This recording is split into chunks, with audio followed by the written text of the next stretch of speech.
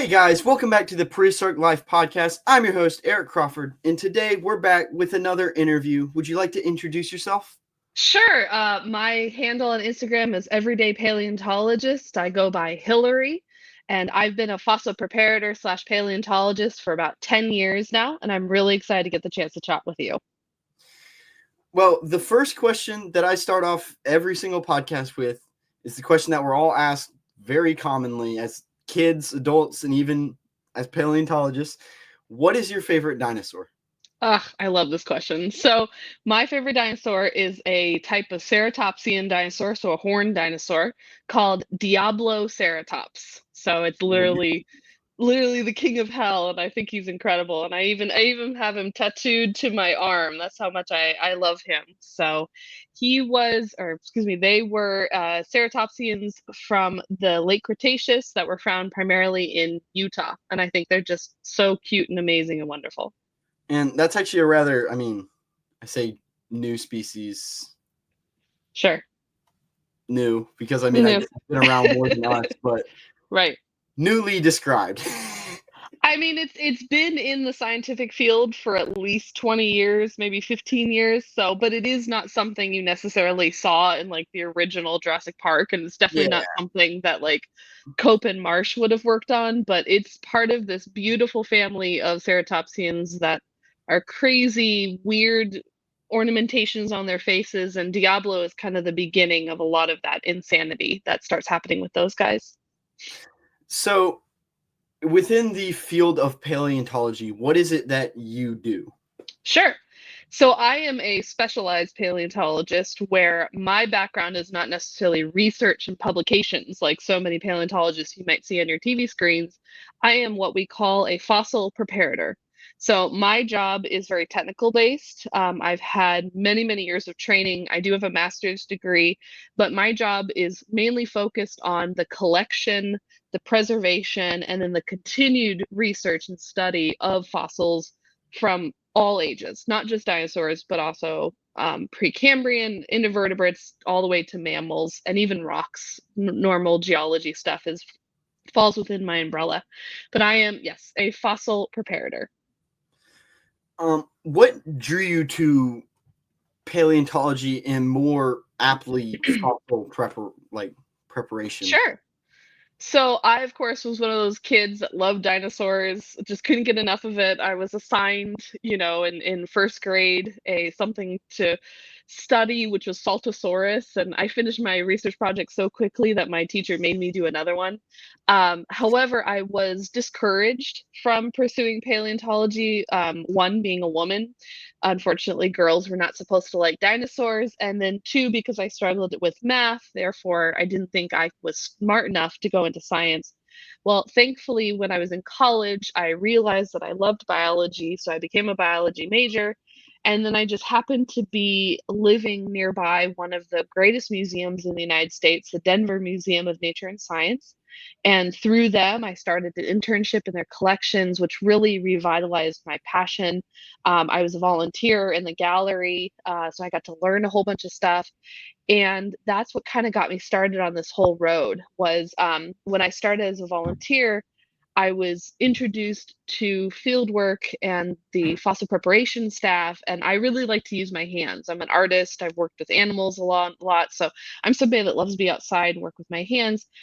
And the idea of just being stuck in a room somewhere, researching and arguing with my colleagues versus very hands-on stuff, like actually getting to dig the thing out of the ground. Fossil preparation was way more appealing to me, so I ultimately pursued that course, and I've had no regrets since. I mean, it is a very hands-on field, but it can also be a very hands-off field. Yes. For Yes, lack of better words. If you can argue, definitely. argue. If you don't want to, don't.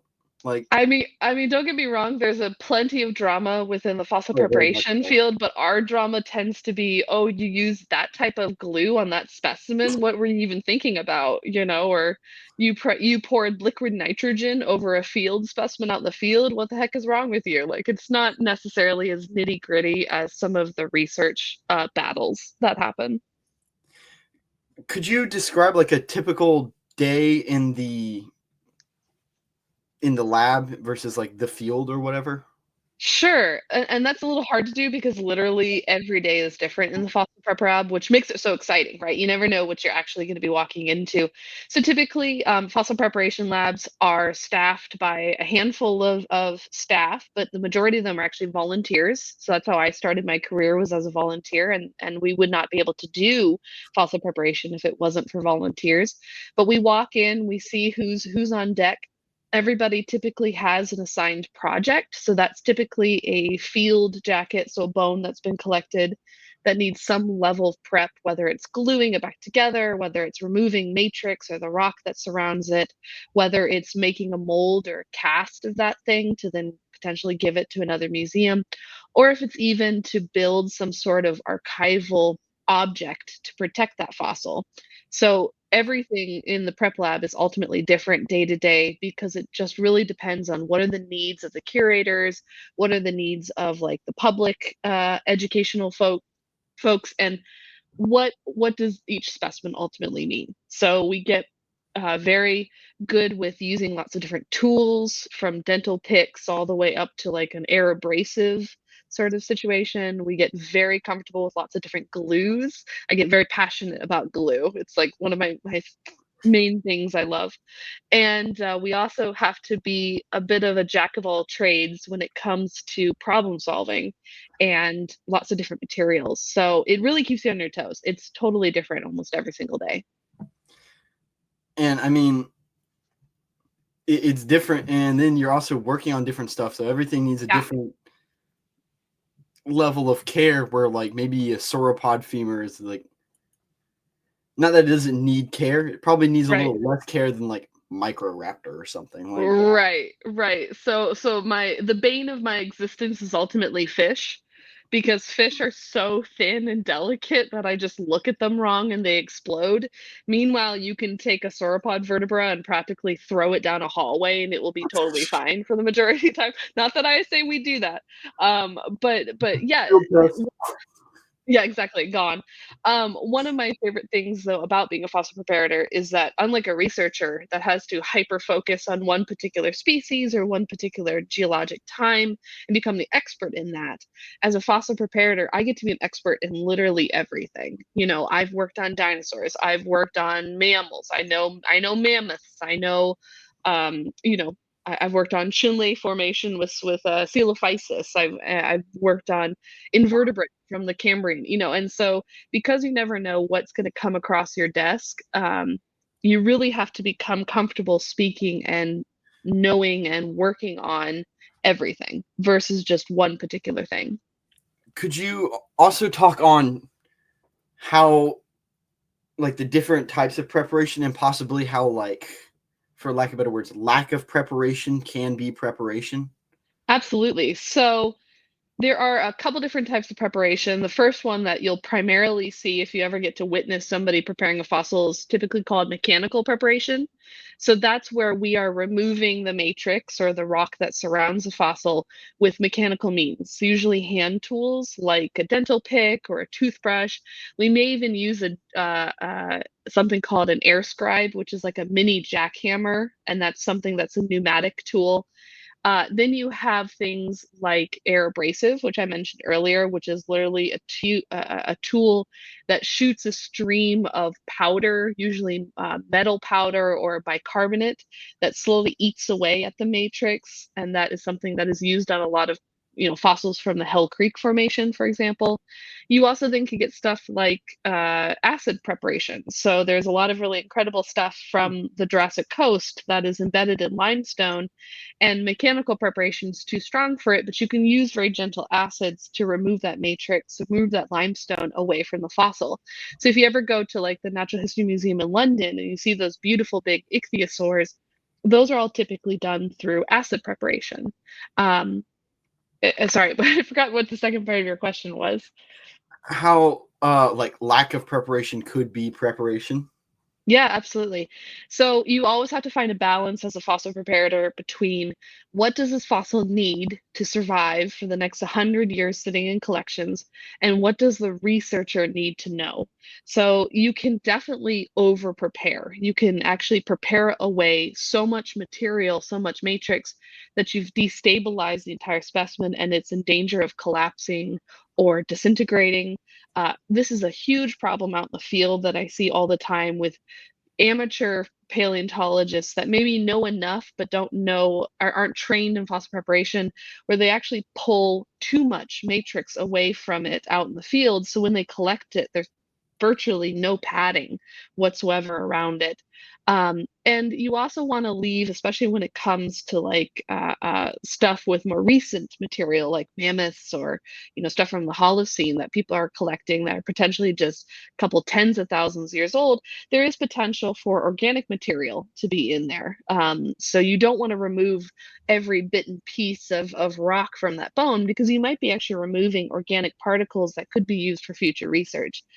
Going back to how much I hate fish, part of why I also hate fish is sometimes the surrounding rock can actually retain the image of soft tissue. So you might actually have soft tissue preservation of scales or even, skin of like a mosasaur. And so you need to find that balance between, okay, I need to get this fossil out of this rock, but also I need to wait just in case if there are some things here that a researcher in the future might want to look at. Because I have a fish fossil here from Aha! An idea. Green River Yes. Formation that was Very familiar. very, very generously given. I actually have one. Let me see if I can grab it over here. I have a bigger block and, myself. I and, actually have a section of an idea that's just over here on my table. I actually prep out and then I quite a have few a of these guys. mosasaur tooth tucked away all the way back Cool. there. But I was asked if I wanted to prepare the mosasaur tooth, and I was looking at it. Within the matrix, there's actually like other things embedded in it, also Yeah. kind of showing that other part of what could exist during the mosasaur. So I ultimately Yeah. decided against doing that because there are those other things. Absolutely. I think historically, fossil preppers have always been told that we have to get this thing out of the ground and beautiful so it can be put on display. Because again, museums, that was their whole goal, right? If they Very have much. a beautiful triceratops, they're going to gain visitors. They don't necessarily care that maybe in the surrounding rock there is, some soft tissue preservation of scales because that doesn't matter to the typical visitor at the time. So it's really become a change in the field that, like you were saying, less preparation might actually be more beneficial in the long run versus that former mentality of get it out, get it clean, and put it on display. So, What has been the most exciting or no, memorable fossil discovery? I always struggle with this question because I've been so fortunate in my career to have worked on some really amazing stuff. And to be honest, there's a lot of stuff I've worked on that I just cannot talk about publicly that once they're published, I'm like, I got to work on that. I can't wait. But definitely some things that come to mind is of course my first fossil I ever found, which was Of course. a tibia from a hadrosaur dinosaur found in southern Utah. And what made that particularly memorable is on the end of it, it actually had teeth marks from a tyrannosaur dinosaur that potentially was scavenging this carcass after the animal died. That was incredibly cool. One of the things that I've gotten to prep on that I feel like a lot of people are very familiar with is Majungasaurus from Madagascar. I I actually love got to Medusasaurus. a lot of people do. I do as well, and I was fortunate enough to get to work on the skull of that dinosaur. See, there you go. I It's a worked on part of its eye socket right there. I'm beautiful very fact from familiar. fossil crates while they were still doing that. Yep. So yeah, so I've gotten to work on a specimen like that where it's become such an iconic thing in pop culture. I feel really fortunate to have a little bit of my finger on it.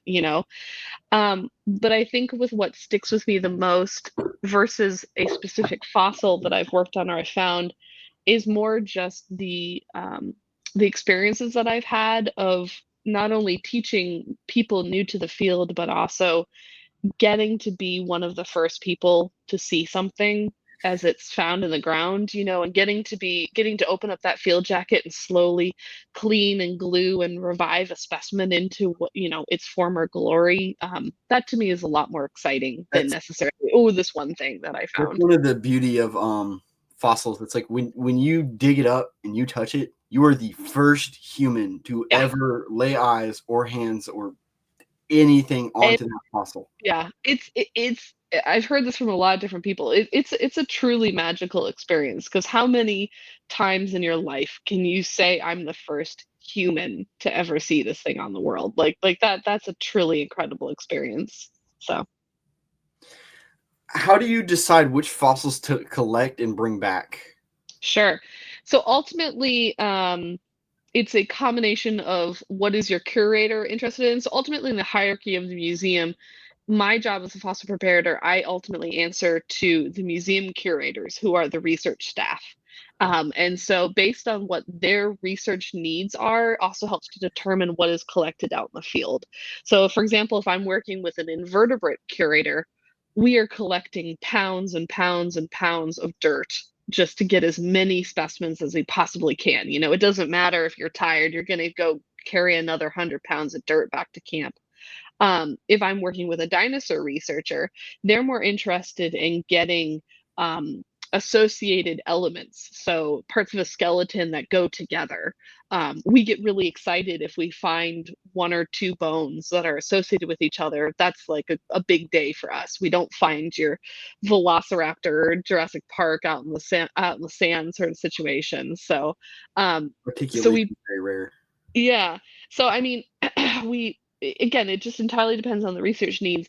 If we collected every chunk of hadrosaur that we found out in Utah, we would fill the museum collections a million times over, and ultimately that doesn't really offer any sort of research value to these researchers.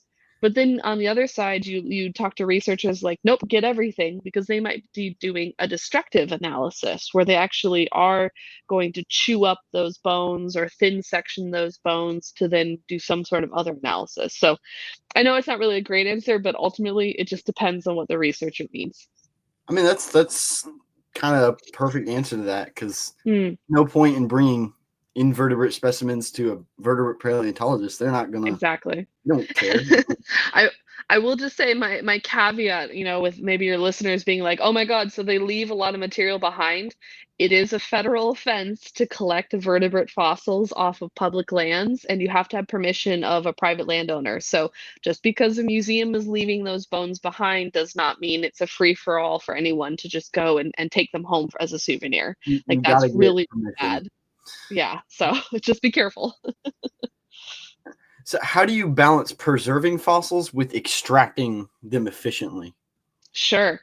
So at the end of the day, it doesn't matter how long you need to be out there. You need to make sure you're doing what needs to be done to ensure that that fossil is extracted correctly and safely for not only this fossil specimen, but also for the people involved. A lot of times we are in very harsh environments like a desert or, up at high altitudes, or even work that I did in Texas, we were in a river very frequently that could potentially have Yeah. issues with flash flooding, or the heat index was really high. So at the end of the day, you have to take it step by step. And again, this is something that I'm trained in. This is something that I train my volunteers in, of not only how are we slowly going to collect this specimen and go and make sure it's fully protected, but also how do we make sure everyone involved is fully protected. And it might come down to, guess what, gang? We have it halfway out, but there's a storm coming. We're just going to rebury it and we're going to come back in a couple months. It will be okay. Um, so, yeah, I think a lot of times the biggest mistakes that I see online from amateur paleontologists or even researchers, to be honest, they're sometimes the most dangerous people out there, is these curators who don't have proper training. They're rushing to get a specimen out because they don't want to lose anything, and what they're doing is they're endangering not only themselves and their crew, but it might be better to actually leave the specimen until you have more supplies, more time, and a better weather environment before returning and trying to get it out. I mean, it's hard to extract things when, you're dead yourself. So Exactly, yeah. When half of your crew is keeled over from heat exhaustion and you've run out of plaster, at that point you just have to go, okay, we're done, and just leave like and come back later. I mean, like, what are you gonna do? Bring out the whip? Like, you gotta let them rest. Like, Again, as much as I hate to say it, unfortunately, some researchers I've worked with just get the bit in their mouths so much that all they see is this incredible specimen still out in the field, and I have unfortunately had some arguments with these folks of just, no, I'm sorry, we're not getting it right now. It's not going to happen today. And I really hope that that mentality changes in the field. I believe it is, yeah, as the next generation is really kind of stepping into their roles and gaining more knowledge. But some of these well-established curators do some things that make me very uncomfortable in a lot of ways as somebody with a lot of training and background knowledge around safety and the safety of the specimen. So what is the relationship between like preparator and paleontologist during a dig like? Sure.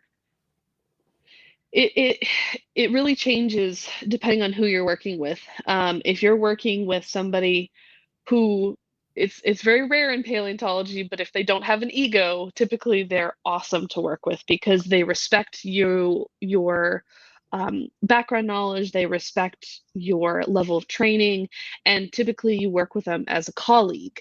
Um, Unfortunately, in fossil preparation, we are often seen and treated as somehow less important because we don't have a PhD after our name. And so, because we're also in a role where typically our direct boss is the curator, it causes sometimes for the curator to not respect our knowledge, not respect our physical being. I unfortunately have had experience with fossil preparators that have been worked so hard every single day by their curators with these high expectations of what needs to get done that they've had a heart attack, and they've ended up in the hospital. So thankfully that doesn't happen again as much anymore as these newer generation of paleontologists coming in.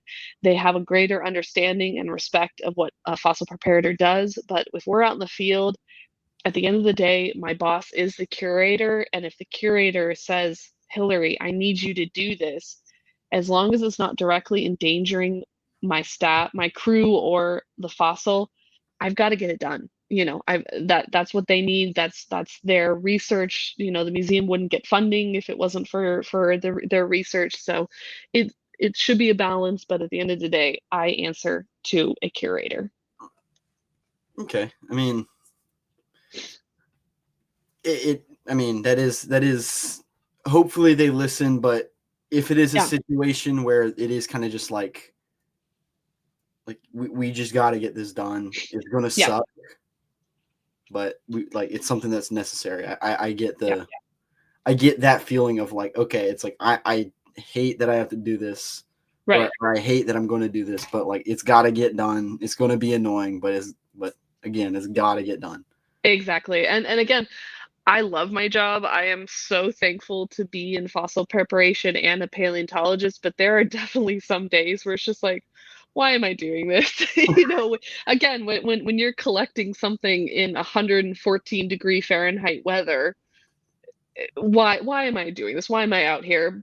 But I will say, despite how challenging that field day was, we did collect one of the most beautiful mosasaurs that has ever been taken out of the ground and is going to be a brand new species, hopefully. So, you know, even though in the moment there's a little bit of just like, oh my gosh, this sucks, or oh my gosh, I wish I was not here right now, the results are always worth it, truly. I feel very fortunate to get to participate in that.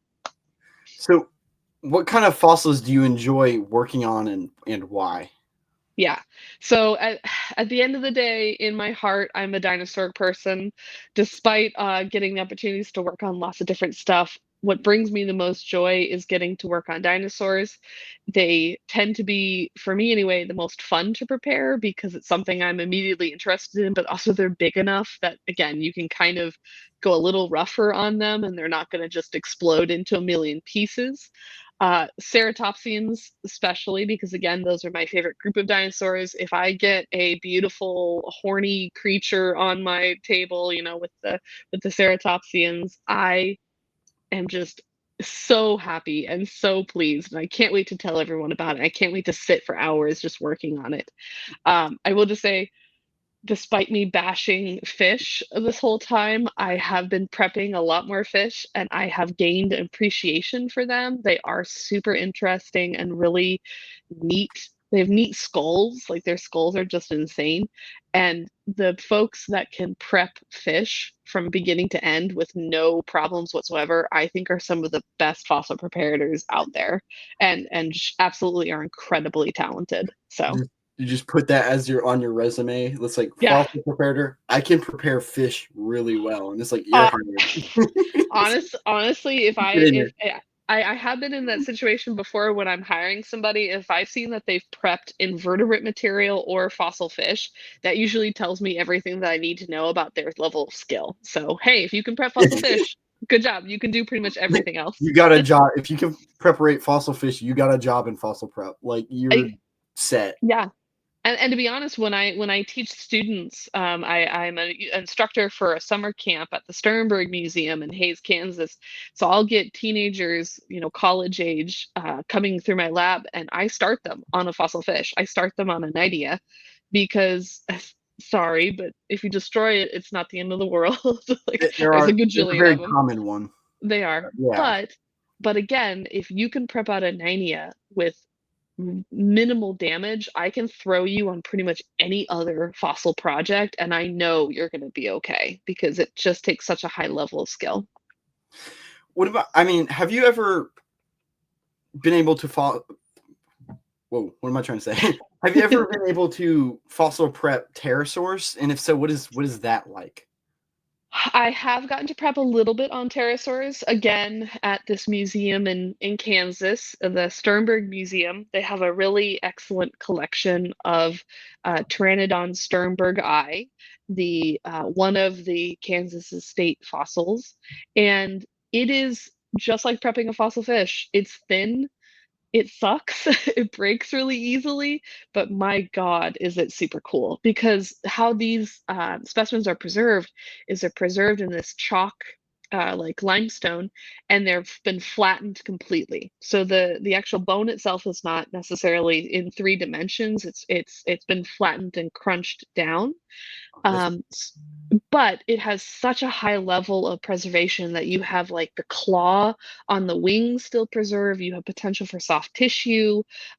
Each fossil is so tiny and delicate that when you do manage to prepare it out and you see the final thing in front of you, it's just like, wow, this was a living creature. And most of the time they're fully articulated. So again, they're still in like a life position. Their arm is still together, their body's still together. They haven't been totally torn apart like a lot of other areas that I've worked. So even though it's very challenging fossil preparation, the results are incredibly rewarding to work on. How long can it take to fully prepare a single fossil specimen? Sure. So this is again a little bit of a difficult answer because it depends entirely on the fossil specimen.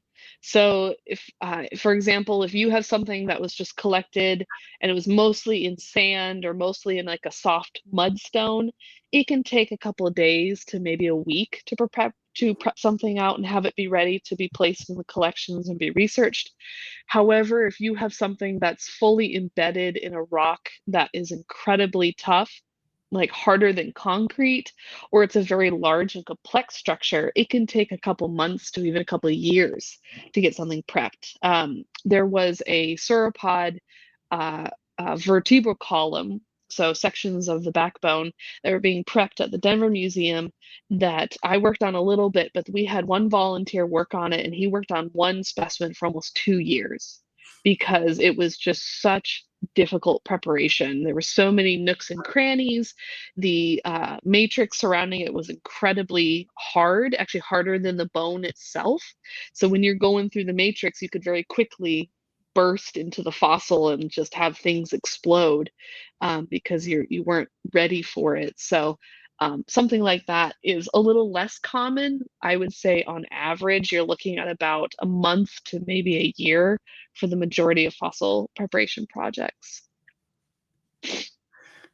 How do you keep up with new techniques and technologies in fossil prep? Well, the amazing thing about fossil preparation is that we're using pretty much the same tools and techniques since the 1920s. So there's not a lot of new tech in fossil preparation. That being said, there are new ways to look at some of our old material, which is really exciting. And I would say the probably newest thing that we're using, although it's not very new to everyone else, is CAT scanning and sending it through an MRI machine to get more imaging before we start prepping our fossils. So, for example, there was a field jacket that was collected in Madagascar.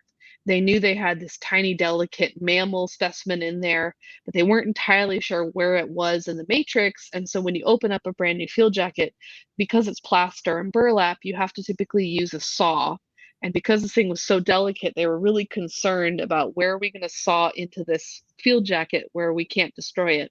So instead of just opening it up and start immediately preparing it like you would traditionally, they sent it through a CT scan. And from that CT scan, they were actually able to determine where the fossil was.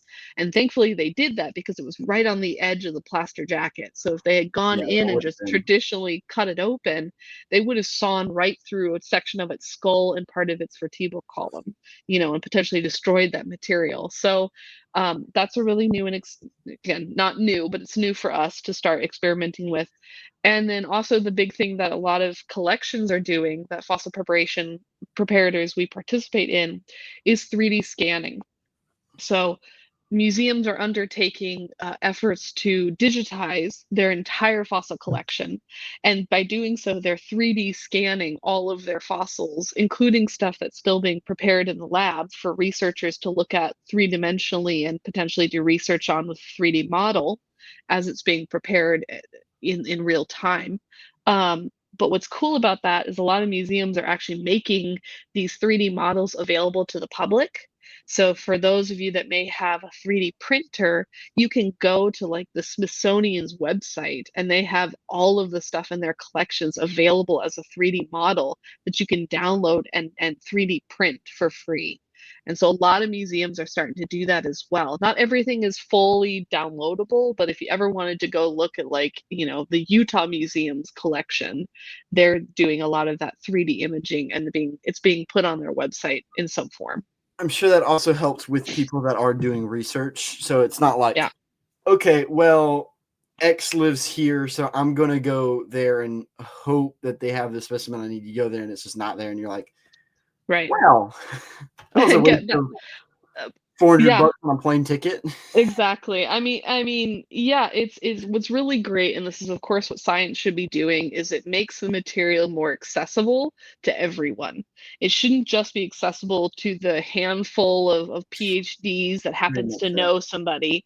It should be accessible to everyone. It should be accessible to the public, and it should be accessible to just people who are interested in paleo or people who maybe aren't interested that might be arguing with somebody on Reddit and they can finally go learn for themselves what the actual specimen looks like.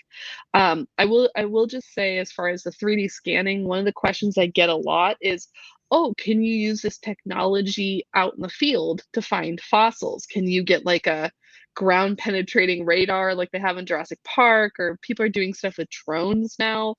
And in my experience, that technology does not really work for out in the field because one, you can't send an entire Badlands through a CT scanner. With a big But CT scanner. exactly. But two, what people don't understand is CT scanning and MRI scanning typically has to do with the density of an object to see what it is.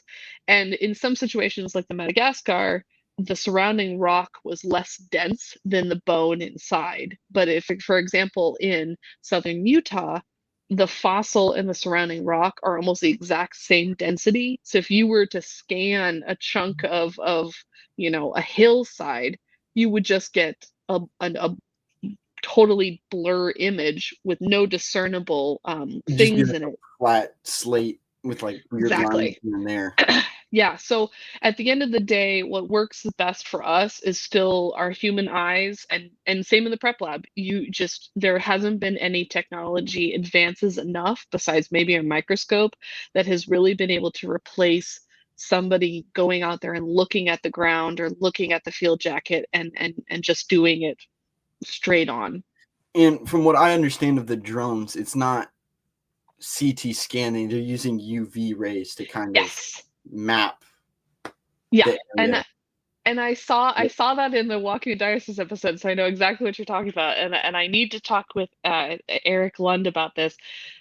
There is always some sort of newfangled technology that's being Yeah. thrown at paleontology, especially being thrown out in the field, because who wouldn't love to find dinosaur bones a little easier? I've definitely spent 2 weeks in the field finding absolutely nothing but fossilized petrified wood and very frustrated. But at the end of the day, nothing has really managed to replace just going out there and looking at the ground.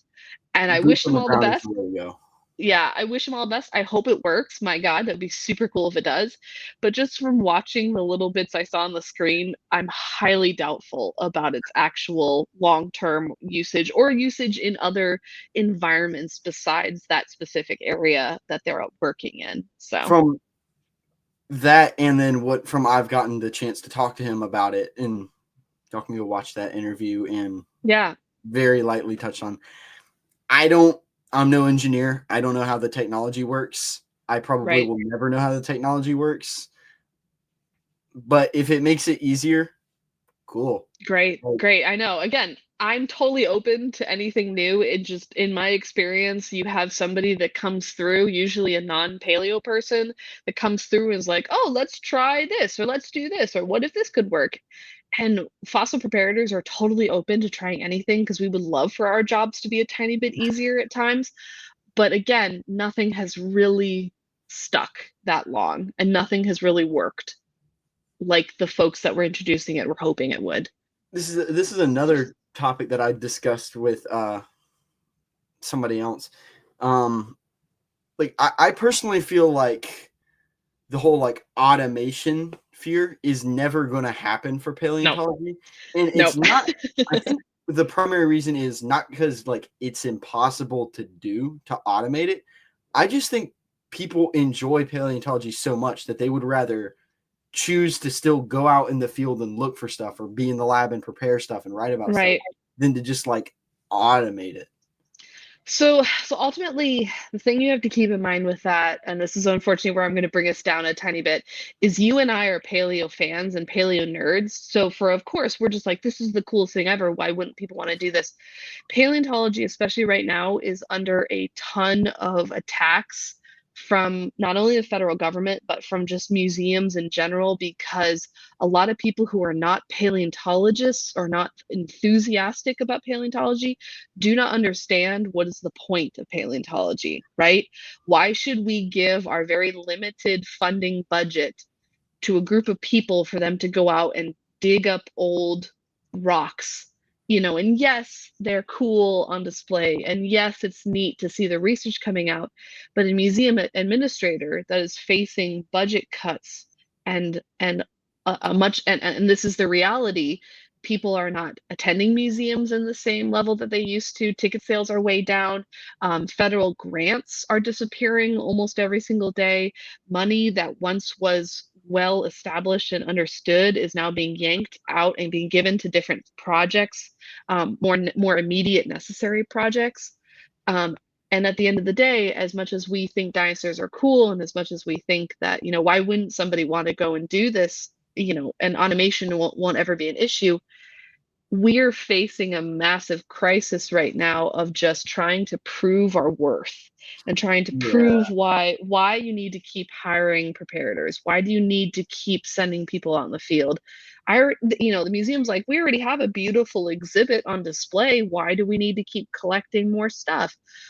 This was a rhetoric that I ran into a lot, especially being in Texas, where they came at it from a business side of view, and in their minds, it was not good business to pay for a week-long dig versus, you know, maybe hiring another programming educator that could run a summer camp at the museum. So again, I don't mean to totally like knock you down, but this is something I want to make sure it's super clear. We are in a massive crisis right now in science and in paleontology especially.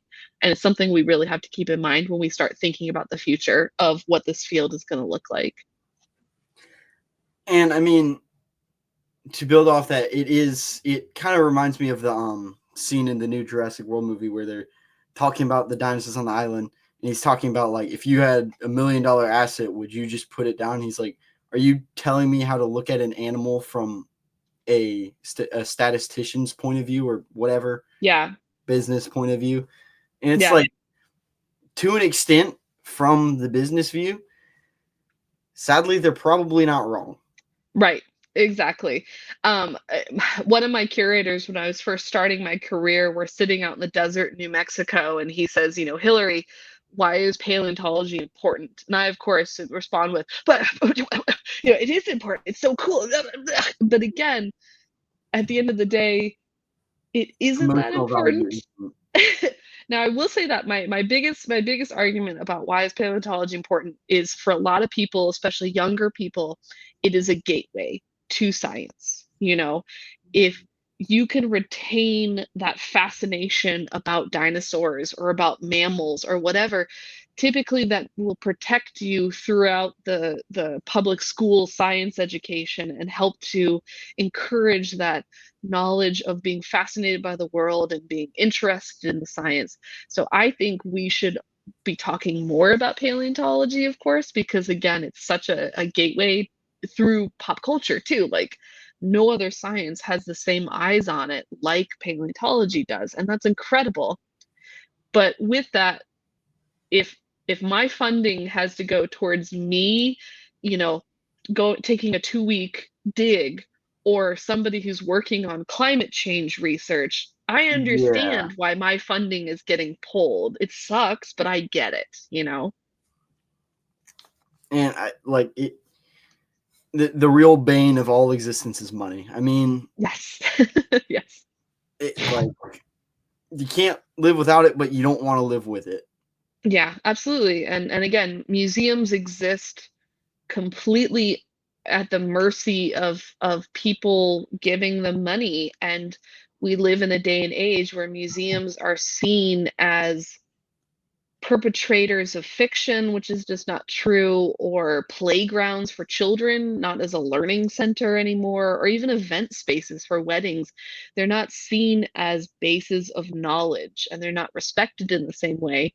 And because there's that level of non-respect, it means that museums all across the country are suffering right now, and it really, really sucks. Yeah. So I hope it'll get better. I hope it will change. Even just in the field of paleontology, that's just museums in general. Yes. Which is a dangerous route to go down, to have to close them down. Or yeah.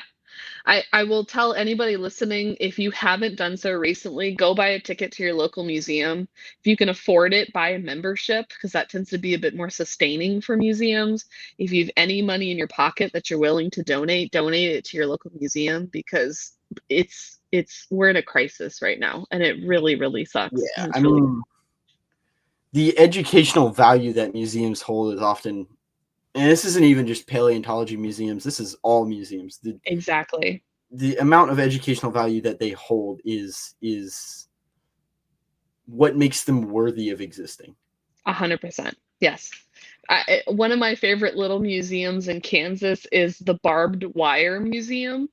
And some people are like, why would that be even a museum? But what's amazing about this institution is it's a small little thing, but it's the history of the American West told through the different ways that people would knot and tie their barbed wire. And it's also the interactions with wildlife, and it's based in biology, it's based in conservation, it's based in history. So yeah, it's a barbed wire museum, but it holds so much more You see knowledge more than beyond just just barbed yeah, wire. exactly. Yeah. So transitioning back to fossil preparation. Yay, fun stuff again. Let's get out of the depressive rut. Yes, What are some of the biggest physical challenges in preparation versus like field work? sure. I will be totally honest with you, fieldwork is way harder than fossil preparation, 100%. It unfortunately is a situation where if you're not 100% able-bodied, it's not really an avenue for everybody, and I really sincerely hope that one day we'll be able to break down the barriers of people who are not 100% able-bodied to be able to go and do field work, but you have to be willing to camp outside, sometimes in Yeah. incredible temperatures and incredible weather. You need to be able to hike, sometimes miles and miles, uh, in intense heat or rain or even cold. Um, I unfortunately have developed arthritis in both my knees, so it means that Things like field that. work for me might not be quite as possible as it used to be. So it is a little bit of a young person's game. Um, that being said, there is some field work where, like a quarry, for example, you can just go Yeah. down and work all day, and it's not the worst case. Fossil preparation, on the other hand, has its dangers, and this is something I take very, very seriously. They're a little bit more invisible dangers. So, for example, you need to make sure that you're wearing protective personal protective gear. We work with plaster and dust and fiberglass and You don't you want know to breathe that in. chemicals. You don't want to breathe that in. You don't want it touching your skin. I had a associate that developed carpal tunnel, even though she was only 28, because holding the tools at the same angle and just doing very repetitive motions with them caused her to develop inflammation in her wrists. Sitting all day, just like your average office worker, we unfortunately sit for a lot of the day. So even though the lab is a much less physically demanding space, it is actually more I mean, dangerous long term. the dangers of the lab. It's not that the lab is. Well, I mean, I guess it would be directly physically Right, safer, but there is more long term unsafeness in a lab than say right. field work. While field work is more direct. Yes. So you twist your ankle in the desert, you got to figure out how to hike out of Yeah. there. Yeah, yeah, absolutely. What I do love about the lab space is as long as you know the safety, as long as you're wearing your personal protective, as long as you're taking breaks, it is open to everybody. I've had people who are wheelchair bound. I've had people who are, you know, semi-blind. I've had folks that are 89, and I've had students as young as 15, 16. So it really is very open and welcoming to everybody because the projects are so varied and so differently.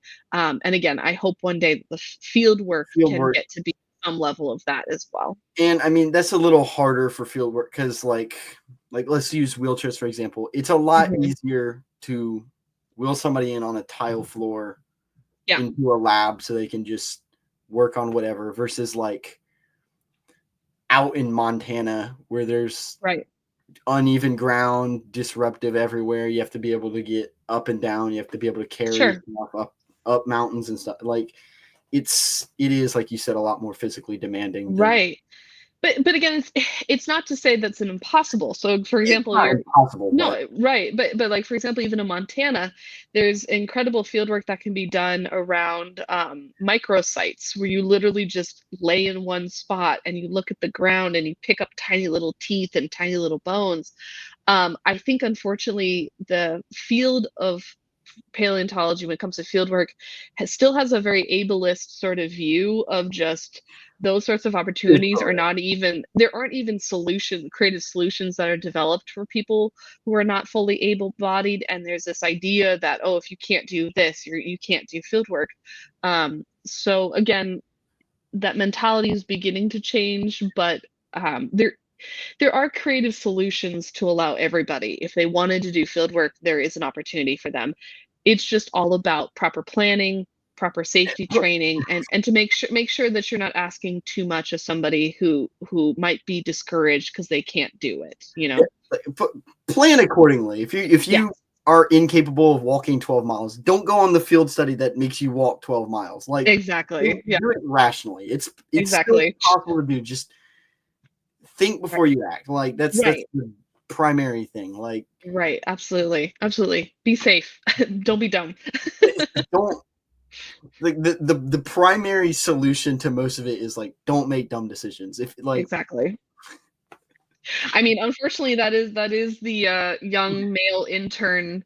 Their trial by fire is some inevitable dumb decision that's made out while camping, and it's I'm sorry, it's usually a dude who wants to prove himself probably, to the curator, and something happens, and we all get a story out of it. So yeah, just don't be dumb. yeah. I mean, just pick your for a well. I guess don't pick your hills to die on because we don't want you. Exactly. You don't want to die, but No dying you in the know, field. pick your hills accordingly. How about Yes. that?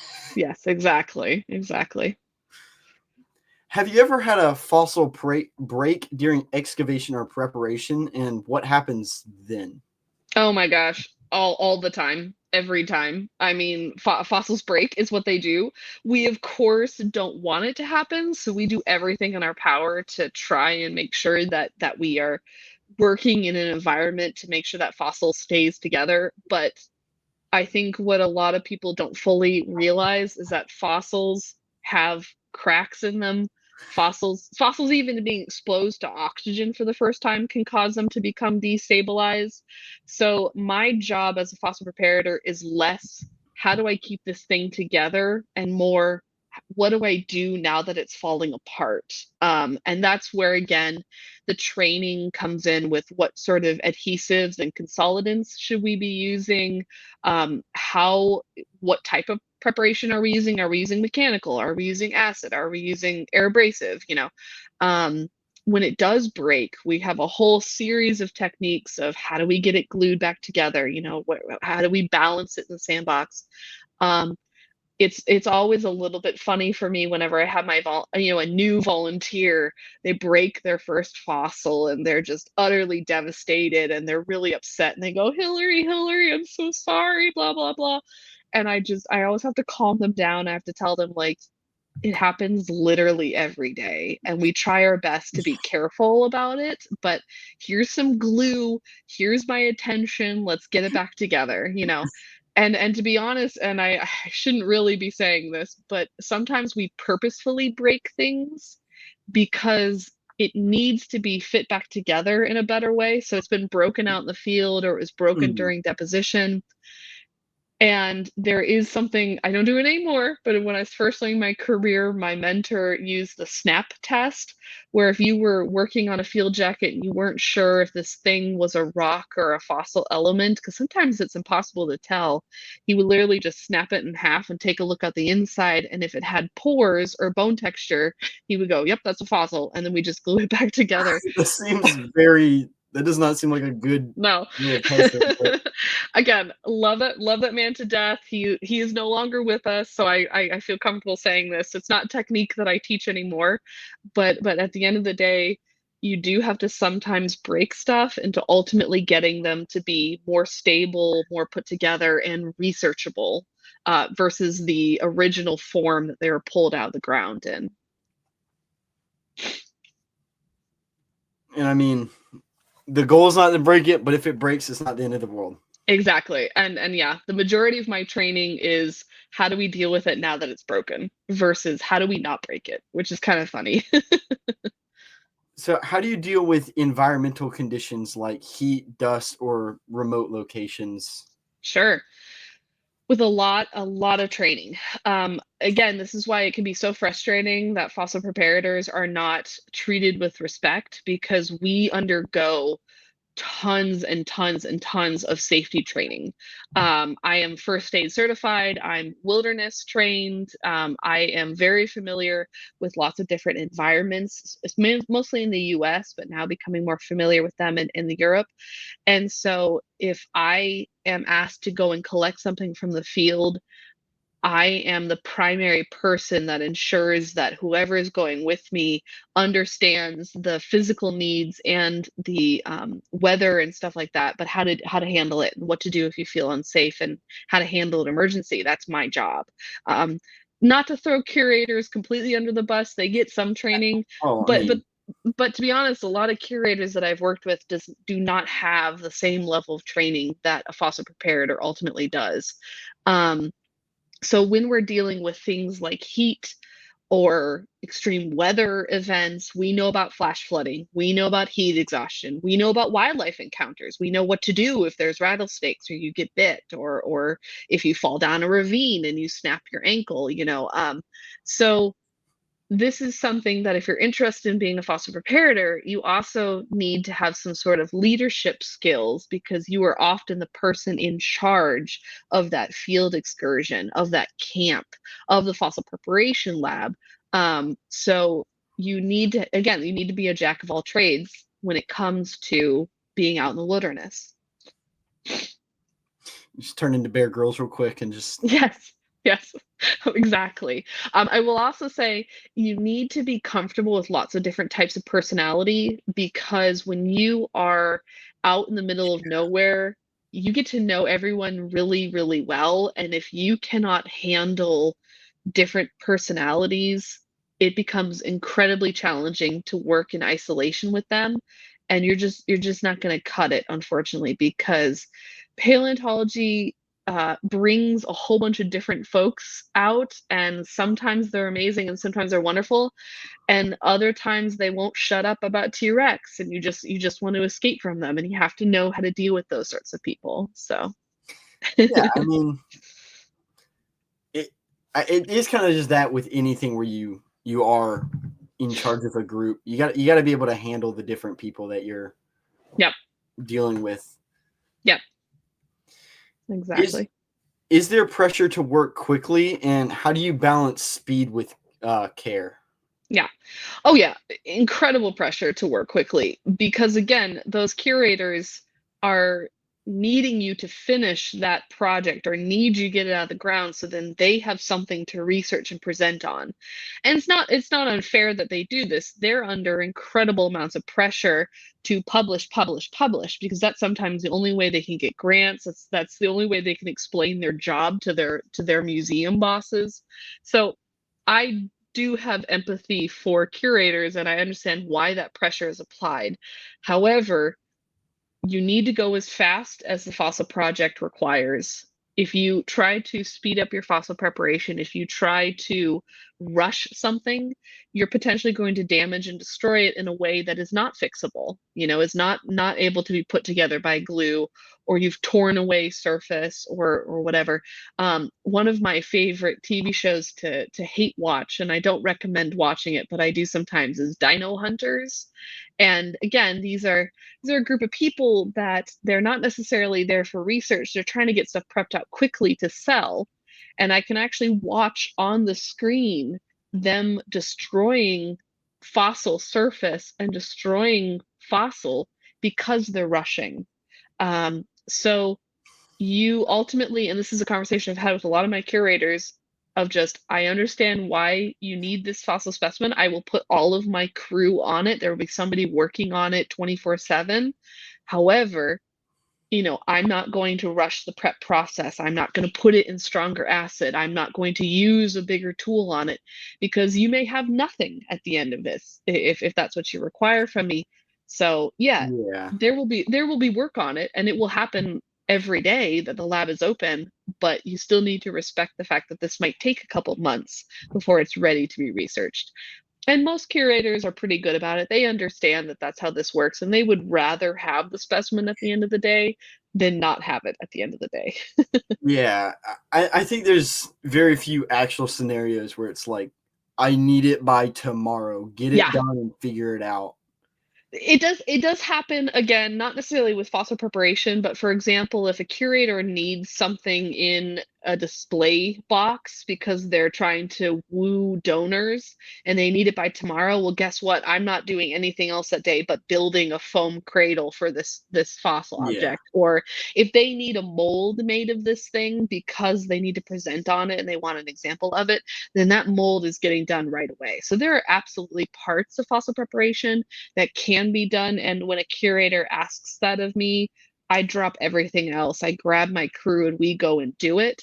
But the actual act of removing matrix from a fossil or stabilizing a specimen, that just takes as much time as a fossil needs. So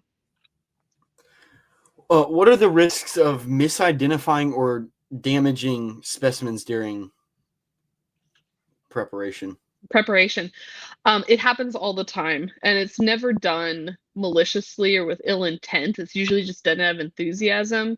Where as we're uncovering something in the field or as we're pulling something out of the field jacket, we might go, "Oh my God, this looks like a blah blah blah," and that's just kind of that rumor just kind of then perpetuates throughout the entire lab and even sometimes to the curators. And so that's why there's kind of an unspoken rule of never take a field identification seriously, because at the end of the day, you don't have it fully prepared.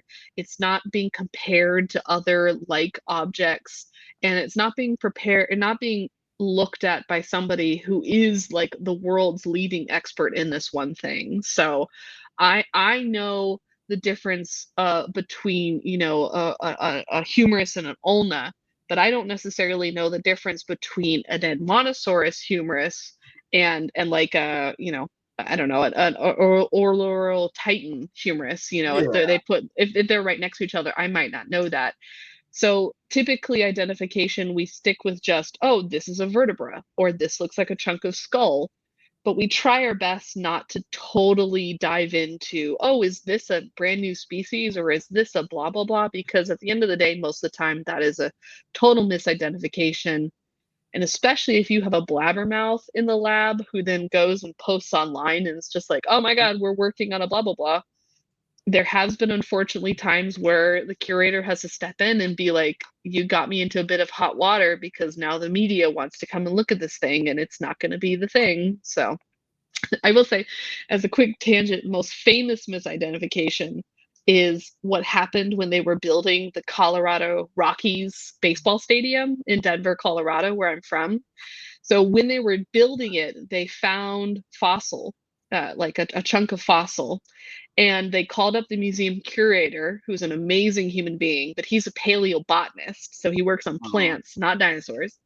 And he went out there and he looked at this chunk of fossil and was just like, I think it could be from a triceratops, because again, that was kind of the formation that they're working in, is a Hell Creek Formation in Colorado.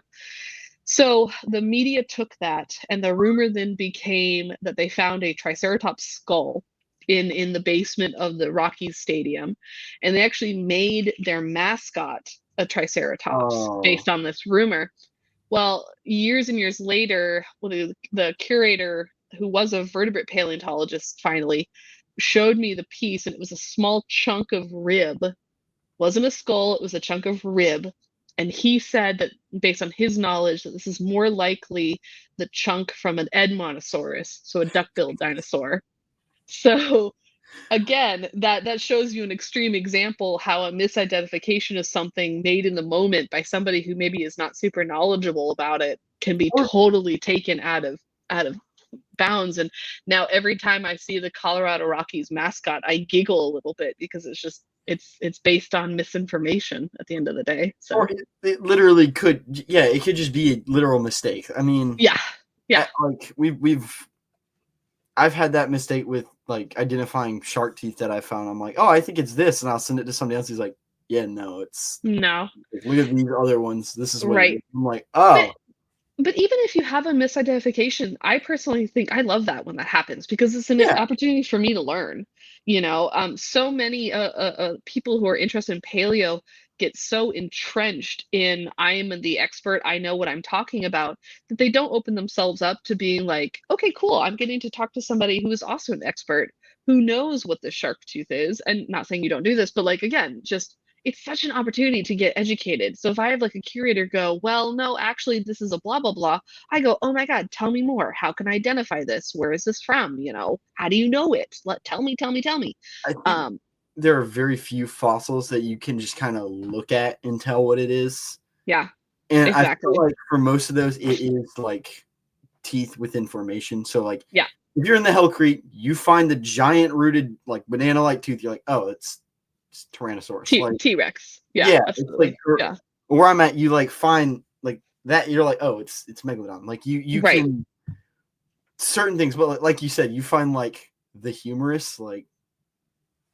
And that humerus is half broken and has been sitting on the surface for 20 years, you know, yeah, I'm not going to be able to get a species identification on this at all. You're going to get like a best guess estimate. Like, yeah, exactly. So, what is the most difficult type of matrix, rock or sediment, for those of you who don't know what matrix is, because we keep saying the word, to work with? So again, it depends on which formation. Some stuff is incredible. So for example, some of the stuff I collected in Texas is purely just sand that you just literally puff on it with a bit of air and it cleans off beautifully.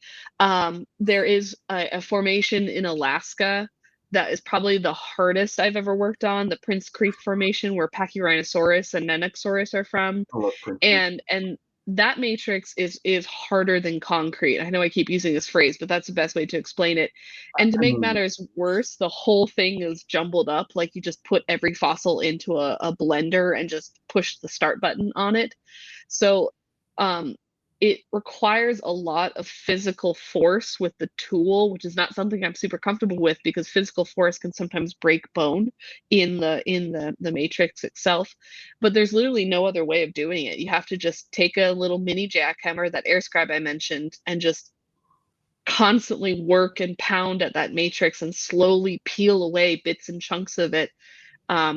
And at the end of the day, you're just like, oh my God, my hand. You have to take tons of breaks. It's really, really tough. So that is the Prince Creek Formation is probably the hardest I personally have ever worked on in my career. Like northern Alaska, isn't it? Yeah. So it's also all like frozen over too. Yes. So that whole thing, I actually gave a whole presentation to my colleagues at our annual conference about specifically the jackets from there, because not only is the matrix incredibly hard, but it's also completely frozen. So you have ice that's still in the rock that when they brought it back to Dallas, the ice actually melted away. And so these what were solid structures inside of plaster jackets crumbled and crunched and fell apart within the plaster jacket. So when we finally opened it up, we opened it up to find chunks and rubble and nothing you ever want to see inside a field jacket. And it's not their fault, right? They had to get the stuff out of the field. They didn't know that there was ice necessarily in there. It was so cold at one point when they were collecting that the water that they were using to mix plaster with kept freezing. So they actually had to boil the water first before mixing it with plaster. They could only get in via helicopter. So they had to helicopter in and helicopter out and then climb up a literal cliff to get to the location. And then they had grizzly bears, regularly in their camp, where they had one time had to wait outside their camp for 4 hours while a mama bear and her cubs just hung out in their camp. So I have no desire to do fieldwork in Alaska. I could never handle myself. But that being said, the fossils that came out of there, pretty freaking amazing. Super, super cool stuff. So it is worth it, I guess, in the end. You mentioned how there was like ice within the actual matrix there. How would you deal with that? Like, what would you do? Honest to God, I don't even know. It's such a unique situation. I think at the end of the day, if you can keep it frozen, which unfortunately is not always the case. Again, if you're super remote and you're flying it into, Dallas on an airplane, you don't have a big ice box, right? You can't put can't put 20 field jackets in an ice box. But if I had my way and everything was perfect, I would keep those specimens frozen for as long as possible and then open up the jackets while it was still frozen and then start applying glue and consolidant as I exposed it and even just prepped it in a cold situation, retained the ice, or slowly warmed it up in a way that I could watch what was happening and I could apply glue or get things back together if I noticed a big crack forming or I noticed something falling apart. But I don't blame them for what happened. It honestly would have happened no matter who was dealing with it. And it just is one of those things that, okay, well, now my training is let's get this back together. Let's glue All this right, well, thing back this together. happened. Yeah, exactly. This is the hand we're served. This is what we're going to. Yes. You gotta figure out how to Yes, play it. exactly. Have you ever had to improvise tools or methods on a dig site? Yes. Oh man, Mm. yes. Tools not so much, but improvise ways of collecting things a lot more. Typically, the limiting factor is how much water you can carry out for a plaster jacket. And again, when I say a jacket, this is strips of burlap dipped in plaster that surrounds the fossil that we're collecting from the field. Um, and so typically what runs out first is the water. And you're in a situation where it's just like we're halfway done, we need to get this thing out. We can't leave it here. It's a perfect weather conditions. We have to leave tomorrow. Let's just get this thing done. And so there's been a lot of experimentation with what other liquids can get mixed with plaster. The most notorious one that I heard about was milk, which was awful and did not work at all. But That's not what I was typically, thinking at all. oh yeah, no, I know. Well, unfortunately, human stuff too, which I won't go into. But Use typically, your what happens? imagination. Yes, what typically what happens is the volunteers start donating their undrank Gatorade, which again doesn't really work either. So if you run out of burlap, people just start throwing their t-shirts into it. So I've had quite a few jackets that are literally made of people's physical shirts, which is crazy. Yeah, so I would say the most creative use of materials typically happens when you need to finish a field jacket and you've run out of water or you've run out of burlap. So Is there a necessity within the water that makes it like that? Does it yeah, have to be like pure water, or could it be like creek water? sure.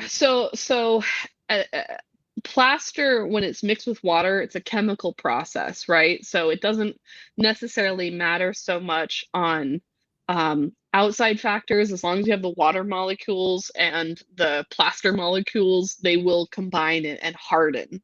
However, the strength of the plaster and whether it succeeds in actually remaining strong and held together depends entirely on the quantity of water.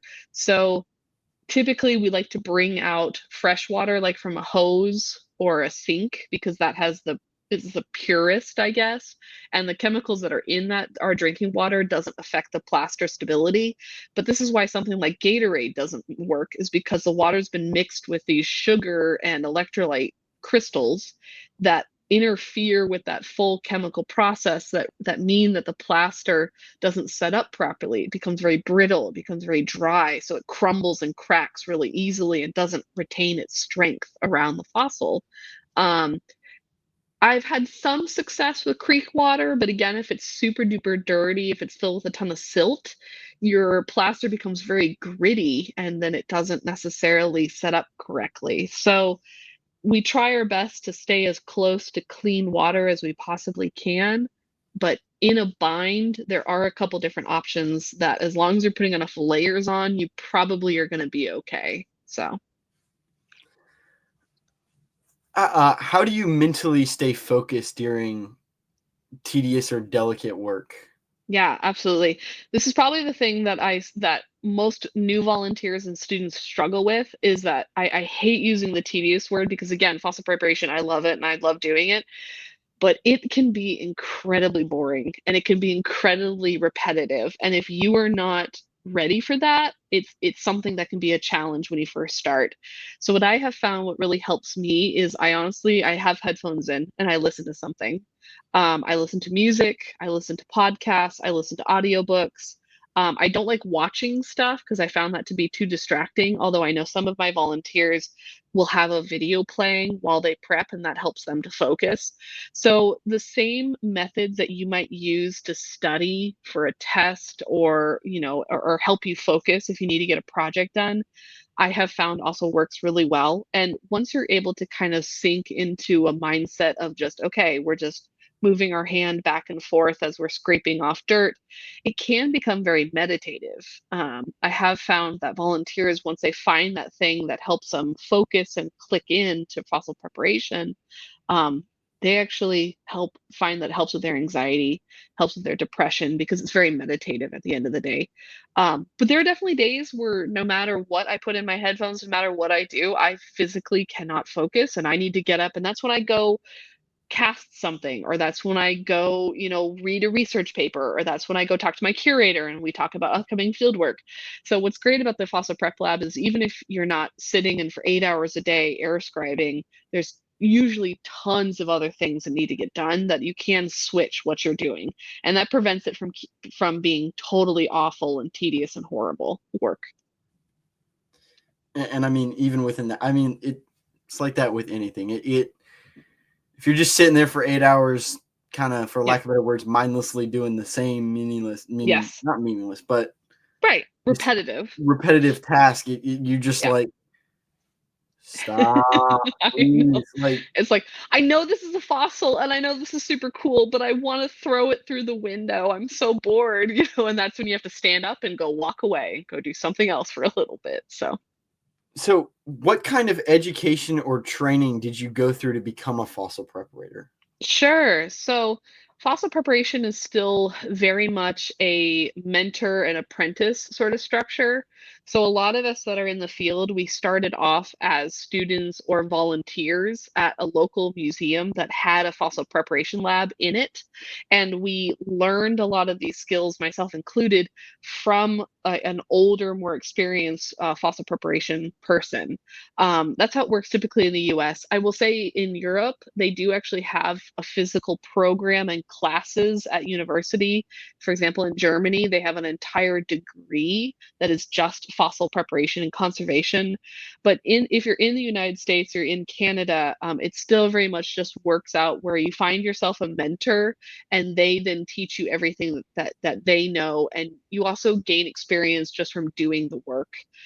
You have to work on hundreds of different projects to really gain a ton of skill. In order to be a fully fledged professional paleontologist, you need to know about different situations. My formal education, I have an undergraduate degree in biology. That's what I tell every student is get your undergrad in a earth science. So biology, ecology, geology, that is going to be your base. You need to have your base knowledge. And then if you want to work in a museum, if you want to run your own fossil prep lab or run a field program, you typically will then need a master's degree. And there's not a lot of master's programs that are about just fossil preparation. I was fortunate enough to be in one in Kansas, but that program doesn't exist anymore.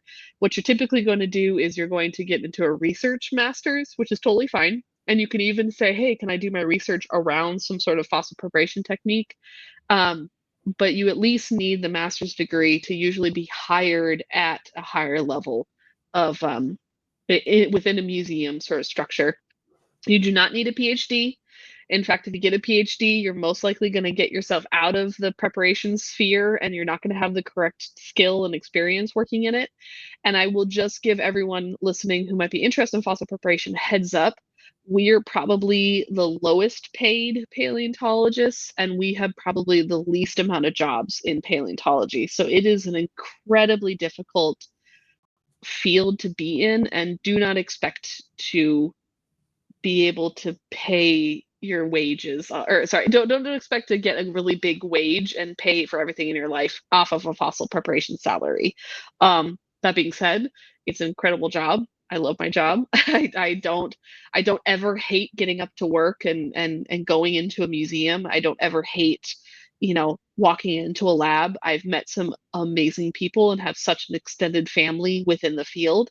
But if you're interested in doing this as a career, have a plan B, have a backup, because unfortunately it is probably the most challenging situation to get a job in, especially right now. Are there are there specific programs or schools you'd recommend for somebody interested in this career? Sure. So my point of advice is, if you're interested in doing this, find somewhere to volunteer.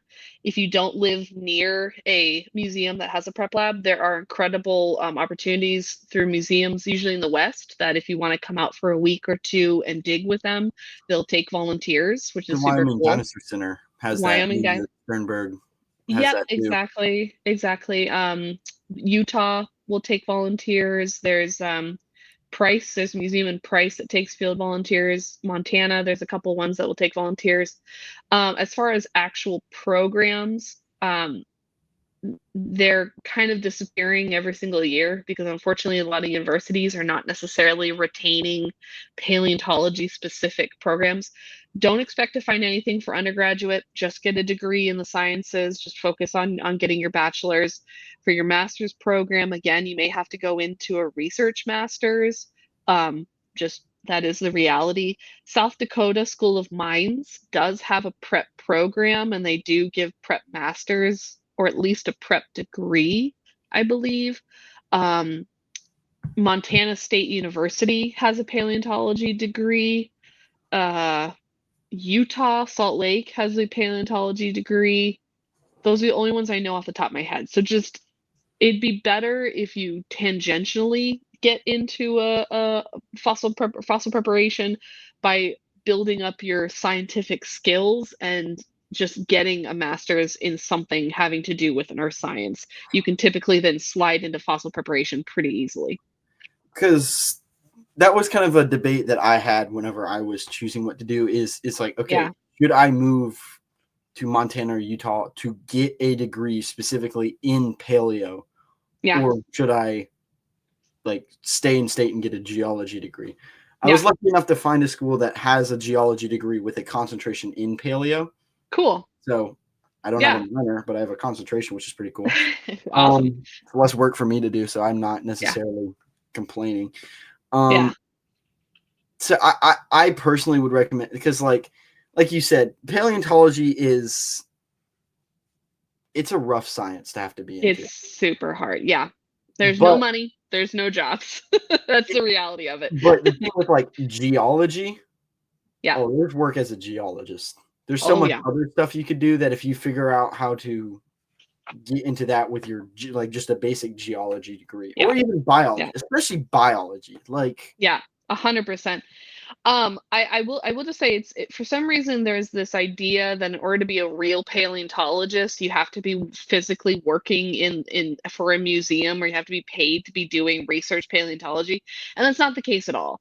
You can still be a paleontologist and have a day job that is not paleontology. Some of my best fossil preparators were bankers and engineers and school teachers, and they did this because they just loved it and they were passionate about it, and they came, twice or three times a week on their days off or whenever to come and work with me, and I consider those people to be paleontologists. The majority of the science, really good science, is done by amateur paleontologists that are not professionals in the field, and to be frank, there's far too many PhDs right now trying to get a permanent position in paleontology, and the funding and the programs and the jobs are just not there.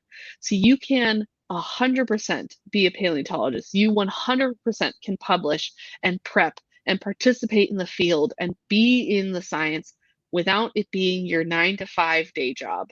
And if you go into it with that sort of a mentality, you are so much more likely to survive and not end up homeless. Truly, is just get your degree in something that has to do with paleontology, but keep it broad enough that you have skills that if you needed to go get a job in geology or a job in biology, you can. And dinosaurs are not going away. You can still work on them, you can still research them, you can still, volunteer at a museum somewhere and prep for them. But yeah, this is always such a crossroads for me because I'm so fortunate to get to do this, but I have to be realistic with people coming into it, and I myself am currently unemployed, trying to find that job too. So like it's not a stable career anymore like it used to be, and it's really, really hard to get into. So participate, love it, be involved, but also have a plan B for whatever you decide to do. How much of fossil preparation is learned on the job versus like in a classroom? 100% fossil preparation is learned on the job. Truly. Oh, sorry, 99%. You might get a little bit of training when you first start about how to use an air scribe, but Basics. yeah, but you really cannot teach somebody how to fossil prep without them physically doing the preparation and experiencing every level of project, experiencing what happens when something crumbles, or when you hit a really hard matrix, or when, XYZ. You have to do it on the job 100%. We talked on this a little bit, but I'd like to go deeper into it. Are there internships or volunteer opportunities for like beginners? Yes. Oh my gosh, yes. And again, that's how the majority of us that are professionals, we started as volunteers or interns. There's a fabulous internship in at the Mammoth site in Hot Springs, South Dakota, that's every summer, and it's a paid internship, which is super cool. There is an internship with the Thermopolis, the Wyoming Dinosaur Center. There are volunteer opportunities, like I mentioned, to go out in the field with various museums in the West, that as long as you're healthy and sane, they'll happily take an able-bodied person to go dig up their projects with.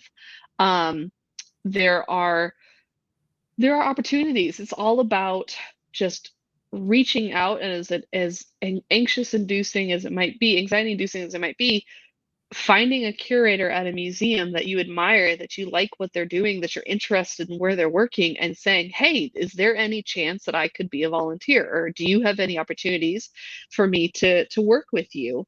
When I was in college, I happened to just go to a talk that was being given by one of the Denver Museum curators. And I walked up to him afterwards and I was just like, I want to do this. How do I do this? And he and I developed an internship together where I got to work in the museum collections. And I built that entirely with just a curator. My school was just like, all right, whatever, you're getting credit for it. Good job. So it's all about being very self-motivated and being very self-driven, but there are tons of opportunities out there. As long as you're not a crazy person, most museums will take you as a volunteer. So, I mean, most jobs don't take crazy people. yes, that's true.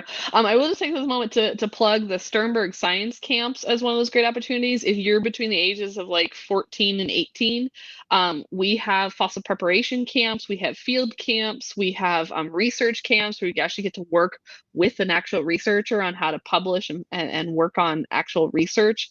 I teach them, I teach the fossil preparation camps. They're held mostly in Kansas, but also there's field camps in South Dakota and California and Utah and Colorado, all these great states. So if you are interested in paleontology and you're like a high school student, check out the Sternberg science camps. And if you're not a high school student, but you're still interested, they also need help with TAs and instructors every year. So again, Sternberg science camps, can't recommend them enough. They're one of the best right now in the field as far as introducing new young people to the science. Where was that here? What advice would you give someone who wants to enter this field? I think I've given it before, but I'll just reiterate. Be super diligent, be super self-motivated. Try to find something that makes you unique beyond, I know all of this facts about this particular dinosaur. There are a gajillion dinosaur fanboys out there. How do you make yourself interesting and unique? Be willing to listen and to learn and not have an ego about it. And then again, have a backup plan. Have another thing that you're good at. Have another career opportunity. Don't put all of your eggs into the paleontology basket, because you're setting yourself up for failure if that's what you 100% focus on. How important are skills like patience, attention to detail, and artistic ability? probably some of the most important skills in fossil preparation. You have to be, you don't have to know how to draw and sketch, but you need to at least have an artistic capability when prepping fossils, because again, you're pulling something out of the ground that has never been seen before. You need to have the ability to understand where is it going, how big is it, what orientation is it potentially in.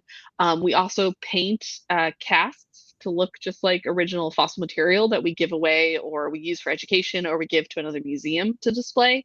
So again, if you have a little bit of painting experience, that's really excellent to have for fossil preparation.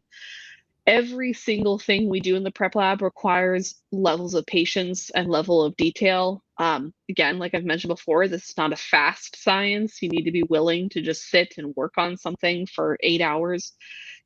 That might be super small and super repetitive. So yeah, those are some of the most important skills I can say about having in a fossil preparation situation. Are there professional organizations or conferences for fossil preparators or Yeah, absolutely. fossil preparators? So the big famous one, of course, is the Society of Vertebrate Paleontology. They have their conference, and within the Society, the SVP conference, there is a Preparators Symposium. So it's where all of us prep folks we present as well. Because we're the ugly stepsister of paleontology, we don't usually get a lot of foot traffic, but oh my gosh, there's some incredible stuff that gets talked about in there, some incredible projects and tons of pictures. Like it's just so interesting what some of these fossil preparators talk about. But specifically for fossil preparation, there is the Association for Materials and Methods in Paleontology, or paleomethods.org. And we have a symposium once a year that is a very hands-on conference. We have workshops, we have seminars, we have field trips where people can learn the basics of prep, but then they can also learn more advanced techniques as well. So AMP is a fabulous association that I think everyone, including researchers, should be considering to go. And it's a lot cheaper than SVP, I'll tell you that. It's a lot more fun and it's a lot cheaper as well. So that's the big one. There are smaller local associations. So check out if you have in your area like a geology association. There might be people who know about fossil preparation associated in those groups. And even if it's not a big worldwide association, they can still have a huge wealth of knowledge, and becoming a member of one of those is very, very helpful for sure. Well, I think for now that's all the questions that I have. Cool. Printed out. I didn't. I don't Whatever. even know if we have a printer. I think we have a printer. I don't think it works. Oh gosh. Not Okay. important. But I guess, do you have any final thoughts or questions for me that you would like to say or ask? Or Yeah. I mean, again, I really appreciate giving the opportunity to speak about fossil preparation. I feel like for a lot of paleontology, fossil preparation is in a black box, and people do not understand what our jobs are. And so I really just appreciate the opportunity about speaking about my field and my career. And I hope anyone that is interested in going in paleo and interested in preparation hasn't been totally discouraged by my interview, but I'm more than happy if anyone wants to DM me on Instagram with any fossil preparation questions or even just paleontology questions in general. We're not quite as scary as big researchers, so typically fossil preparators can be very easy to get associated with. So yeah, just right over there, everyday paleontologist. My DMs are open. Happy to chat with anyone that might have any questions. So, but thank you again for this opportunity. Of course, and I of course within this podcast want to represent all sides of paleontology. Yes. Even to an extent, the pop culture side. I do. It all is worthy of being talked about, and it should be all brought to the light, whether it's just purely hobby or you're in the field or you're an actual researcher or you're a preparator. Like, I think it's exactly that people should know that all of those avenues are actual options that are open. But I do want to thank you so much for taking time out of your day and coming to talk to me and everybody that's going to watch this. I hope it's been enjoyable and entertaining for everybody. Very much so. Don't worry about that part. That's my job.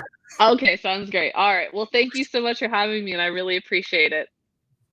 Well, that's all that I have. Have a great afternoon, morning, evening, or night. Don't forget to like and subscribe. Leave a comment about, I don't know, what's your what's your favorite branch of paleontology? Let's do that. Fossil And, preparation, right? Fossil preparation. and I'm your host, Eric Crawford, like I just said, and signing off. This has been Prehistoric Life Podcast. Remember, keep it prehistoric. Goodbye.